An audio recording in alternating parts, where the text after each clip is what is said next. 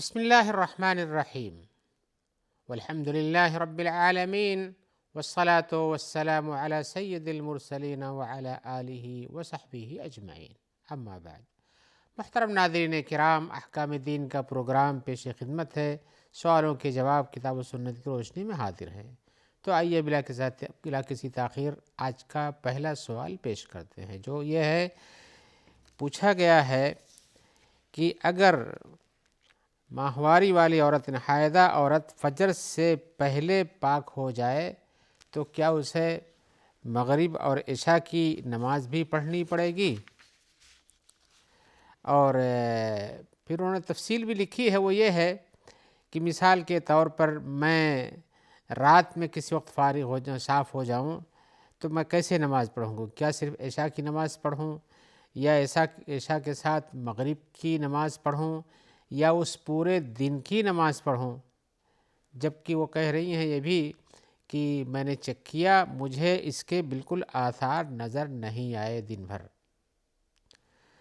تو جواب میں کہیں گے، پہلے تو یہ ہے کہ عورتوں کے اور نماز کے اوقات کے درمیان کہاں کہاں ان کو دو نمازوں کے پڑھنے کا حکم دیا جاتا ہے یا ایک ہی نماز پڑھنے کا؟ تو عمومی طور پر یہ جواب پہلے سن لیجئے کہ جہاں دو نمازوں کو ملایا جا سکتا ہے، یعنی جمع بین الصلاتین جس کو کہتے ہیں، مغرب اور عشاء کو اور ظہر اور عصر کو، یہ دو نمازیں ملا کے پڑھی جا سکتی ہیں ایک کو دوسرے کے وقت ساتھ کھینچ کر کے۔ تو علماء نے عام طور سے کہا کہ یہ دونوں نمازیں جب کسی آخری وقت کی نماز جو ہے، جیسے عصر کی نماز کا کچھ حصہ بچا ہے یا ایک ہی عشاء کی نماز کے لیے کچھ وقت بچا ہے، تو اس میں اگر پاک ہو جائے تو اس سے پہلے والی نماز بھی پڑھے گی جو اس کے پہلے ہوتی ہے، یعنی جیسے عشاء سے پہلے مغرب کی جو نماز ہوتی ہے اور عصر سے پہلے جو ظہر کی نماز ہوتی ہے، ان دونوں نمازوں کو اکٹھا کر کے پڑھنا پڑے گا۔ لیکن جو نمازیں کسی نماز کے ساتھ ملا کے نہیں پڑھی جاتی، جیسے فجر کی نماز ہے، تو فجر کی نماز کو مستقل پڑھنا پڑے گا، اس کے بعد اگر پاک ہوتی ہے تو جب اس کا وقت رہتا ہے۔ آئیے ہم تفسیر کی طرف چلتے ہیں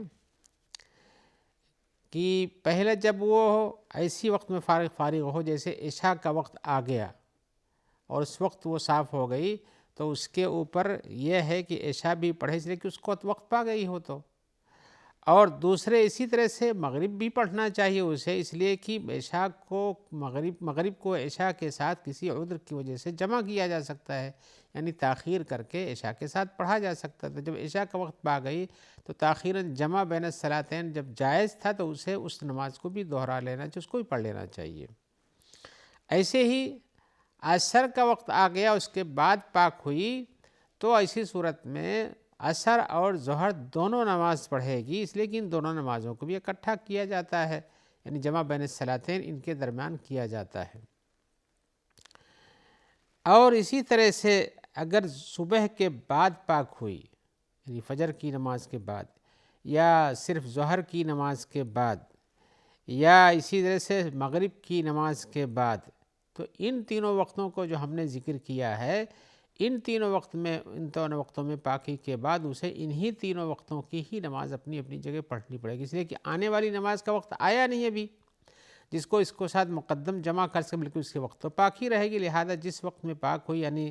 فجر کے بعد یا ظہر کے بعد یا مغرب کے بعد، تو یہ فجر یا ظہر یا مغرب ان تینوں نمازوں کو ادا کرے گی، اور بعد میں آنے والی نماز تو اس کی ادائیگی کی پوزیشن میں ہے ہی، اور یہ اس میں ایک ہی نماز پڑھے گی، اس لیے کہ ان نمازوں میں اس کے پہلے والی نماز اس کے ساتھ ملائی نہیں جاتی ہے۔ ظہر کے ساتھ مغرب کی فجر کی نماز نہیں ملائی جاتی، یا ایسے ہی مغرب کے ساتھ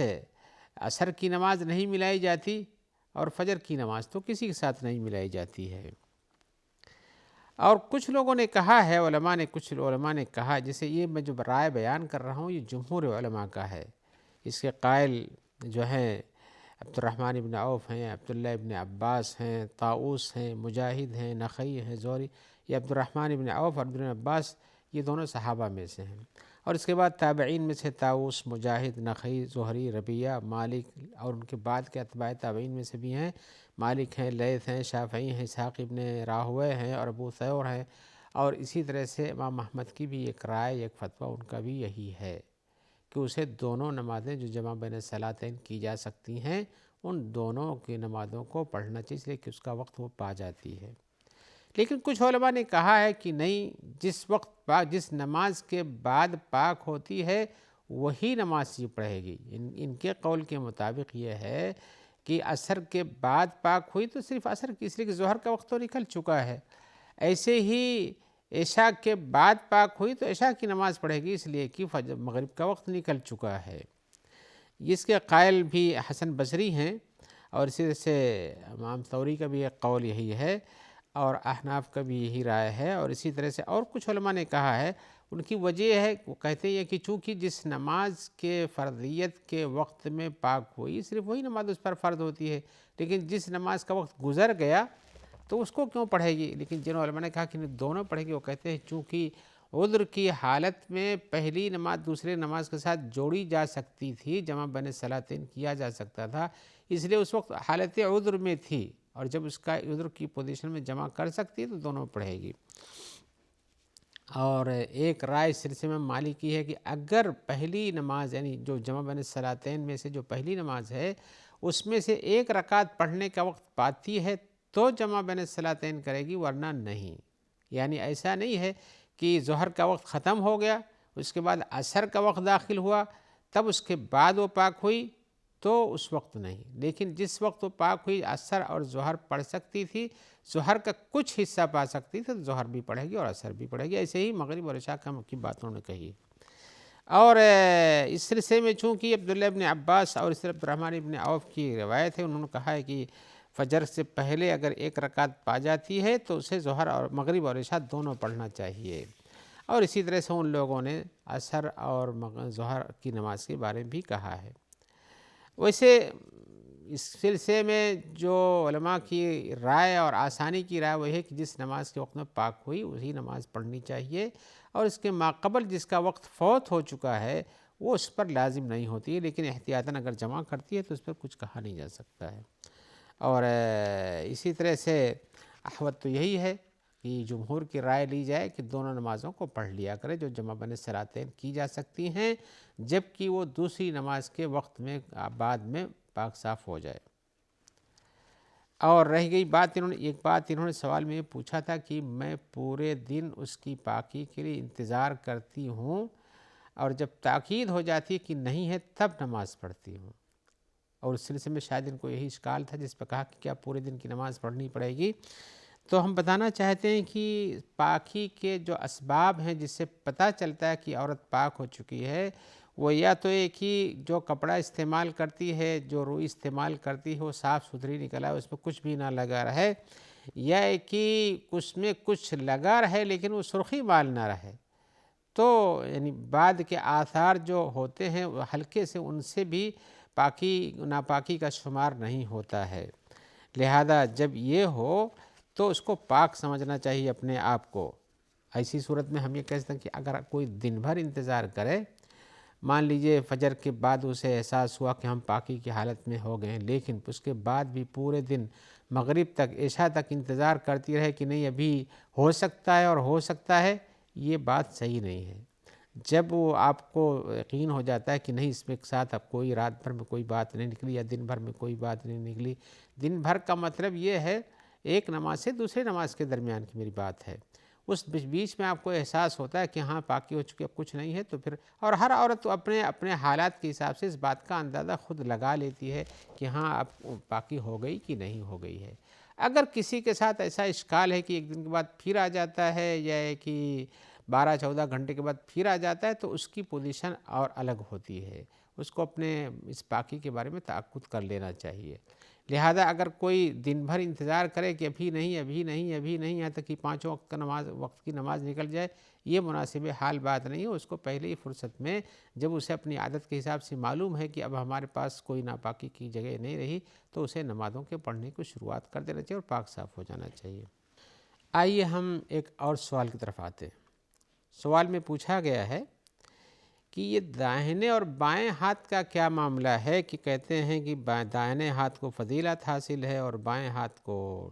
اتنی فضیلت حاصل نہیں ہے۔ داہنے کو استعمال کرنا چاہیے اچھے کاموں کے لیے، اور بائیں کو استعمال کرنا چاہیے ان کاموں کے لیے جن کے اندر کچھ عیب یا نقص پایا جاتا ہے یا اچھے نہیں مانے جاتے ہیں۔ بہرحال یہ اشکال کسی کو بھی پیدا ہو سکتا ہے جو ہمارے بھائی نے پوچھا ہے، اور یہ کچھ لوگ پوچھتے بھی ہیں، ان کے ہاں کچھ پریشانی بھی ہوتی ہے۔ پریشانی اس معنی میں کہ عادت ہی بنی رہتی بائیں کو استعمال کرنے کے لیے۔ میں مثالیں بتاؤں گا کیا کن کن چیزوں میں کہاں کہاں کیا استعمال کرنا چاہیے، شریعت کا جو قاعدہ ہے۔ لہذا یہ سوال اپنی جگہ پر ہم بہت سے لوگوں کو پیش آتا ہے، لیکن یہ بات جاننا چاہیے، جواب میں کہہ رہا ہوں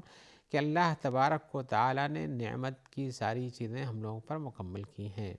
اور ہمیں ان نعمتوں کو استعمال کرنا چاہیے۔ ان نعمتوں کے استعمال کرنے کے طور طریق بھی بتائے ہیں۔ آپ سوچیں کہاں قرآن مجید میں ہے اور کہاں یہ ہے؟ تو حقیقت یہ ہے کہ قرآن مجید کی شرح و تفصیل تو رسول اللہ صلی اللہ علیہ وسلم نے کی ہے، اور اللہ نے آپ پہ اتارا تھا تاکہ آپ اس کو بیان کر دیں، اور آپ کے بارے میں حکم ہے کہ آپ جو دیتے ہیں اس کو لوگوں کو اختیار کرنا چاہیے، جس سے منع کرتے ہیں اس سے بعد آ جانا چاہیے۔ یہ قرآن کی آیات کے ترجمے کر رہا ہوں۔ اور اسی طرح سے اللہ کے رسول کی اطاعت کرنے کا حکم بار بار آتا ہے، تو اگر کوئی شخص یہ جائے ڈھونڈنے کی دیکھو اس کے لیے تو نہیں لکھا ہوا کہیں قرآن مجید میں داہنے ہاتھ سے کھانا کھاؤ اور دائیں ہاتھ سے پانی پیو مثال کے طور پر،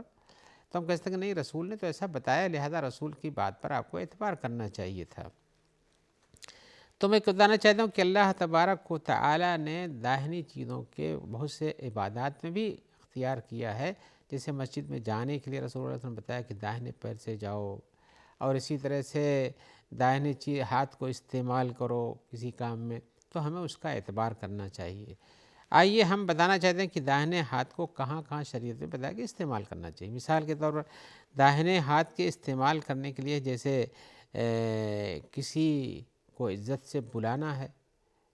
تو تکریم و تشریف کے جتنے بھی کام ہیں تو اس کو داہنے داہنے ہاتھ سے اشارہ کرنا چاہیے، داہنے طرف سے اس کو آنے دینا چاہیے۔ اور اسی طرح سے کپڑا پہننا ہے داہنے طرف سے پہننا چاہیے، پہلے داہنا ہاتھ ڈالنا چاہیے۔ پیجامہ پہننا ہے تو داہنا پیر پہلے ڈالنا چاہیے، اسے موزہ پہننے کی بات ہے، مسجد میں جانے کی بات ہے، مسواک کرنے کی بات ہے، سرما لگانے کی بات ہے، ایسے ہی ناخن تراشنے کی بات ہے، مونچھ کاٹنے کی بات ہے، بال جھاڑنے کی بات ہے، یہ بال میں کنگھی کرنے کی، ان سب چیزوں کو داہنے طرف سے شروع کرنا چاہیے۔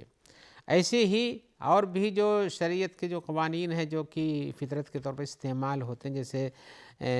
بغل کے بال اکھاڑنا ہے، سر موڑنا ہے، یا کہ اور آگے جائیے شریعت میں اور بھی جو نیک کام ہے، جیسے نماز میں سلام پھیرنا ہے تو داہنے طرف سے سر بھی پھیرتا ہے، ایسا نہیں آیا کہ بائیں طرف سے پھیرتے تھے پھر داہنے جاتے تھے۔ ایسے ہی طہارت کے لیے وضو کے لیے جو ہاتھ جو اعضاء استعمال کے دھوئے جاتے ہیں ان کو داہنے طرف سے شروع کرنے کا حکم آیا ہوا ہے۔ پائخانہ گھر سے نکلنے کے لیے دائیں پیر کے استعمال کرنے کا حکم دیا کہ پہلے پائیں پیر اٹھاؤ نکالو اور بائیں پیر سے داخل ہوا کرو۔ ایسے ہی کھانے پینے، مصافحہ کرنے، حجر اسود کو بوسہ دینے، اس کے لیے بہت سارے کام ہیں جن کو آپ تلاش کریں گے تو بہت سارے ملیں گے۔ ایسے ہی جن میں روکا گیا ہے کہ بائیں پیر کو استعمال کرنا چاہیے پہلے، ان میں سے پاخانہ گھر میں جانے کے لیے ہے، مسجد سے نکلنے کے لیے ہے، ایسے ہی ناک جھاڑنے کے لیے، استنجا کرنے کے لیے بائیں ہاتھ کا استعمال کرنا چاہیے ناک جھاڑنے میں، اور استنجا کرنے کے لیے ہے، کپڑا اتارتے اور اس طرح پہنتے وقت بھی پہلے بائیں طرف سے پہلے نکالنا چاہیے، اور بھی اس طرح کے کام ہیں۔ تو یہ سب کام جو ہوتے ہیں یہ بائیں طرف سے شروع کیے جاتے ہیں۔ اور میں بتا دوں یہ بات جو شریعت میں بتائی گئی ہے کہ جو کام شرافت کے ہیں اور مشرف کام ہیں، مکرم کام ہیں، ان کو داہنے طرف سے شروع کرنے کا حکم دیا گیا ہے، شریعت میں اس کے لیے دلیلیں بھی موجود ہیں۔ تو آئیے میں 2-4 دلیلوں کو سنا دیتا ہوں۔ جیسے عمر ابن سلمہ کی ایک روایت ہے جو بخاری اور مسلم میں ہے، وہ کہتے ہیں کہ رسول اللہ صلی اللہ علیہ وسلم نے فرمایا ہے، انہی سے کہا تھا، عمر ابن سلمہ تھے جو رسول اللہ صلی اللہ علیہ وسلم کے پاس آئے، کھانا کھا رہے تھے، آپ اس میں پہلے آئے کہ بائیں ہاتھ ڈال دیا انہوں نے، تو رسول اللہ صلی اللہ علیہ وسلم نے ان سے فرمایا یا غلام سم اللہ، اے بچے پہلے اللہ کا نام لو، یعنی بسم اللہ کہو، پھر کھانا کھاؤ، وہ کل بیمینک، اور داہنے ہاتھ سے کھاؤ، بیمین مانے داہنے ہاتھ سے کھاؤ، وہ کل مما یلیک، جو تمہارے نزدیک ہو اس میں سے کھاؤ۔ ان کی غلطی یہ تھی کہ بلا بسم اللہ کیے ٹوٹ پڑے، اور بجائے اپنے سامنے دوسرے کے سامنے سے ہاتھ سے اٹھانا شروع کیا اور بائیں ہاتھ سے اٹھانا شروع کیا. تو اللہ کے رسول نے ان کو یہ نصیحت کی تھی. یہ روایت بخاری اور مسلم دونوں میں ہے. ایسے ہی صحیح مسلم میں ہے کہ ایک آدمی رسول اللہ صلی اللہ علیہ وسلم کے پاس آیا اور کھانا کھایا تو بائیں ہاتھ سے کھانا کھایا اس نے. تو رسول اللہ صلی اللہ علیہ وسلم سے فرمایا کل بیمینک، اپنے دائیں ہاتھ سے کھاؤ. یہ آپ کو بہت لوگوں کو نظر آتا ہوگا، لیکن رسول اللہ صلی اللہ علیہ وسلم وہاں کہا کہ تم دائیں ہاتھ سے کھاؤ. تو اس نے جواب دیا لا استطیع، میں دائیں ہاتھ سے تو کھا ہی نہیں پاتا ہوں، کھا نہیں سکتا ہوں. تو اللہ کے رسول نے فرمایا لا استطعت، تمہیں ایسی کی کبھی اس کو ایسی توفیق نہ ملے، یعنی تم نہیں طاقت رکھتے تو ہمیشہ طاقت نہ رکھو. یہ بددعا کی آپ نے گویا کی. ما منعہ الا الکبر، حدیث میں آیا کہ اس نے تو تکبراً کہا تھا میں دائیں ہاتھ سے نہیں کھا پاتا ہوں. تو حدیث راوی ہے فما رفعہ الی فمی، اس کے بعد کبھی اس کا دائنا ہاتھ منہ کی طرف اٹھا ہی نہیں. تو گویا کہ رسول اللہ صلی اللہ علیہ وسلم نے جو ارشاد فرمایا اس کو اس آدمی نے جب استعمال نہ کیا اس ارشاد کو اپنی زندگی میں، تو دوسروں کے لیے بھی یہ مشکل پیش آتی ہے. اور آئیے اسی طرح سے ایک روایت اور ہے جو ابو داؤد میں ہے، حضرت عائشہ کی روایت ہے. وہ کہتی ہیں کہ رسول اللہ صلی اللہ علیہ وسلم اپنے دائنے ہاتھ کو ہمیشہ استعمال کرتے تھے اپنے کھانے پینے کے لیے اور اس طرح سے طہارت حاصل کرنے کے لیے، یعنی وضو کرنا ہے، ہاتھ دھلنا ہے، چہرہ دھلنا ہے اور اسی طرح سے اور کچھ کرنا ہے تو دائنے ہاتھ کا استعمال پہلے کرتے تھے. اور وکانت یدہ الیسریٰ